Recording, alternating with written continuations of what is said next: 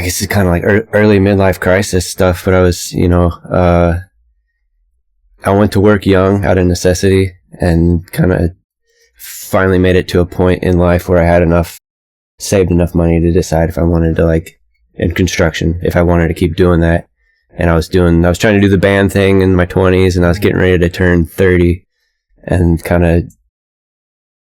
it became apparent that the band wasn't gonna be a viable career path. So I decided to go to Gallup. If I put all my stuff in storage and I decided if I was gonna do the guitar making thing, it may or may not be successful, but if it was the best way to do it, because I felt like I was starting late at 30, so I felt like full immersion was the way to go.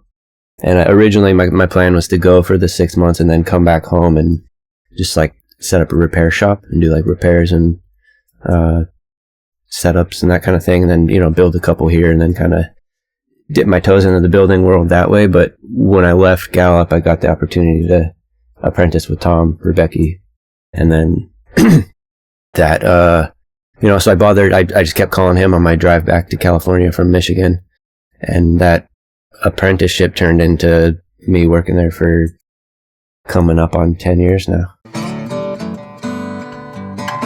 Home is in San Luis Obispo, Central Coast area, so similar to here, but 4.5 hours south. I didn't know how much music stuff was down there when I was living there. I knew Ernie Ball was there, National was there. I didn't know Bartolini was there. Who else? I'm missing the mandolin guy. There's a ton of people down there. Mike Baranick was there. Just, Butch Boswell had just left when I was getting ready to go to Gallup, so he was he's up in Bend now, but he was the repair guy. So when I went to Gallup, my plan was to come back. There was a void all of a sudden, and somebody who knew what they were, the guy that all the musicians took their stuff to had just left. So I was planning on coming home and filling that vacancy, but the universe had other plans. In this day and age with YouTube learning and I don't know, all the information's available, and everybody's doing CAD and CNC, and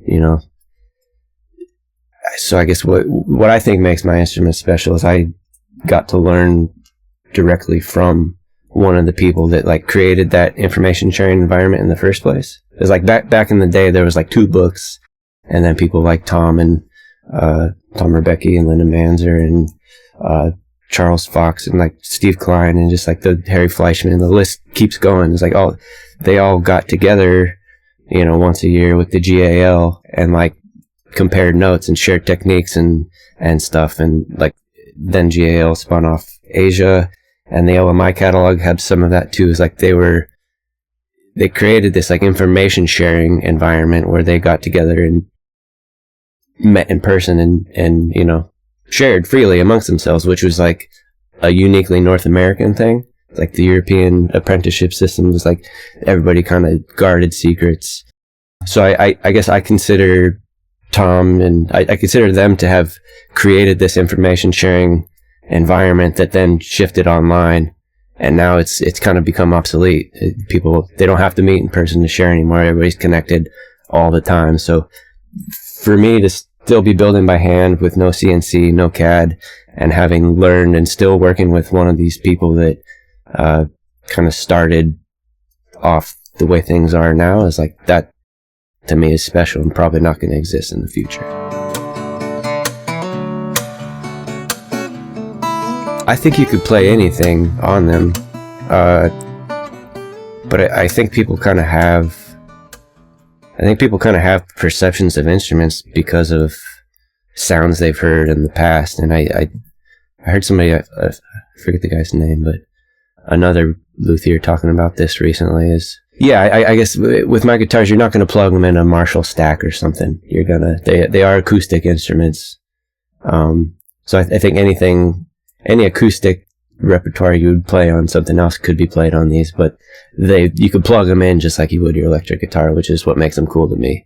Also, the adjustability from a player standpoint, acoustic guitars are kind of, I mean, unless you're comfortable working on them, to adjust the action, you got to take it into somebody and have them file the saddle down or cut a new saddle with the arch top. It's an acoustic guitar, but if you need to adjust something, just twist the thumb wheels. Like, to me, that's, from a player's standpoint, about as good as it gets. There are a lot of really incredible players, but it's hard to stand out, you know.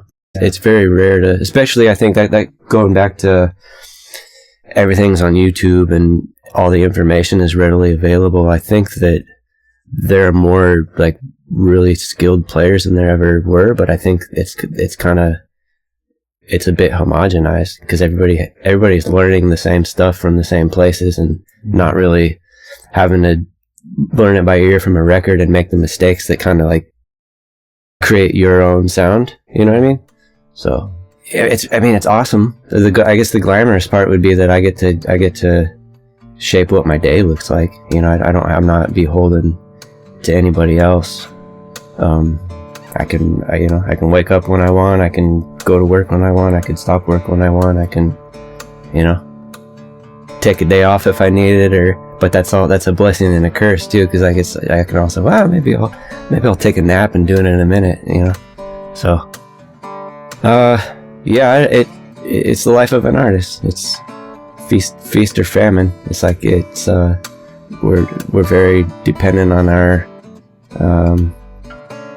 clients, and we're dependent on the kindness of others, and you know, the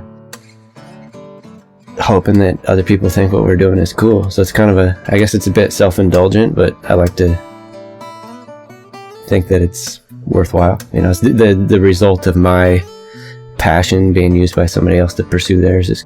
So if somebody wants to play one of my instruments, they can, if they're local, they can call me and come by the shop and check it out. I also do a handful of guitar shows a year. This year it will be the Central Coast Jazz Guitar Festival in Buellton in March, the Artisan Guitar Show in Harrisburg, Pennsylvania in April, the Fretboard Journal's Fretboard Summit in Chicago in August, and the Rocky Mountain Archtop Festival in Arvada, Colorado in September. So I do a handful of those kind of things a year and bring instruments with me. I also have Eddie's Guitars in St. Louis is a dealer. I've got a guy has a business called Minuteman. I don't know if it's a business, but a kind of a living library that he calls Minuteman Guitars. He's got a lot of really awesome guitars. A few of mine that, you know, it's kind of a by appointment only thing. They're not really for sale, but he's, you know, he loves them and is happy to, you know, share with other people that love them too. So, Concord, Massachusetts. So there's some stuff East Coast. Occasionally Dream Guitars in North Carolina will have them. And sometimes, you know, if somebody lives somewhere and wants to contact me, like I've got guitars around the country, and most of my clients are, you know, friendly folks. So there's a chance that there might be one living somewhere near you.